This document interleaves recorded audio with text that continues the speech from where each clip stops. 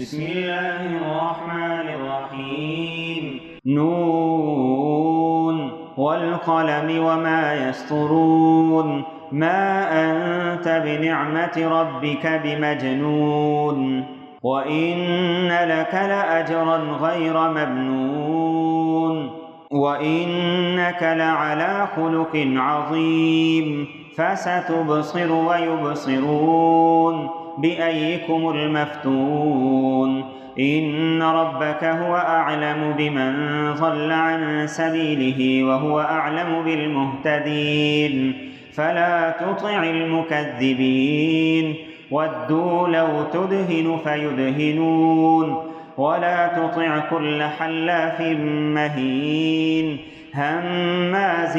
مشاء بنميم مناع للخير معتد أثيم عتل بعد ذلك زنيم أن كان ذا مال وبنين إذا تتلى عليه آياتنا قال أساطير الأولين سنسمه على الخرطوم إنا بلوناهم كما بلونا أصحاب الجنة إذ أقسموا ليصرمنها مصبحين ولا يستثنون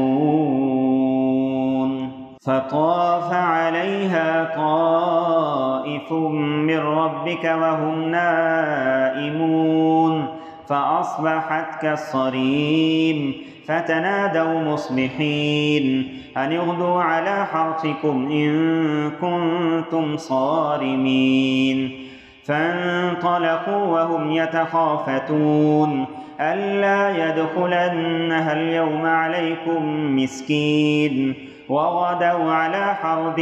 قادرين فلما رأوها قالوا إنا لضالون بل نحن محرومون قال أوسطهم ألم أقل لكم لولا تسبحون قالوا سبحان ربنا إنا كنا ظالمين فأقبل بعضهم على بعض يتلاومون قالوا يا ويلنا إنا كنا طاغين عسى ربنا أن يبدلنا خيرا منها إنا إلى ربنا راغبون كذلك العذاب ولعذاب الآخرة أكبر لو كانوا يعلمون إن للمتقين عند ربهم جنات النعيم أفنجعل المسلمين كالمجرمين ما لكم كيف تحكمون أم لكم كتاب فيه تدرسون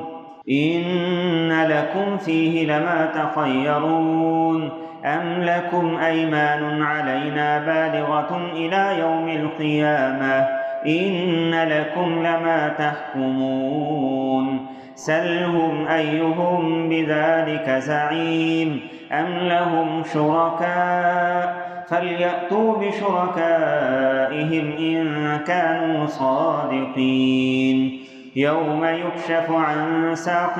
ويدعون إلى السجود فلا يستطيعون خاشعة أبصارهم ترهقهم ذلة وقد كانوا يدعون إلى السجود وهم سالمون فذرني ومن يكذب بهذا الحديث سنستدرجهم من حيث لا يعلمون وأملي لهم إن كيدي متين أم تسألهم أجرا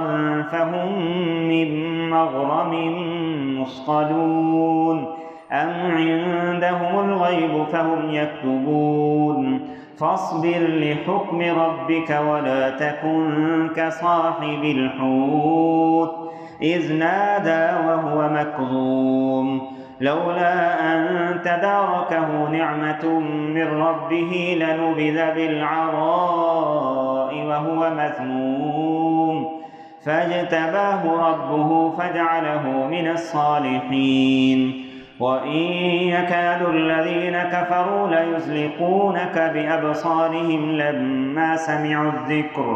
لما سمعوا الذكر ويقولون إنه لمجنون وما هو إلا ذكر للعالمين.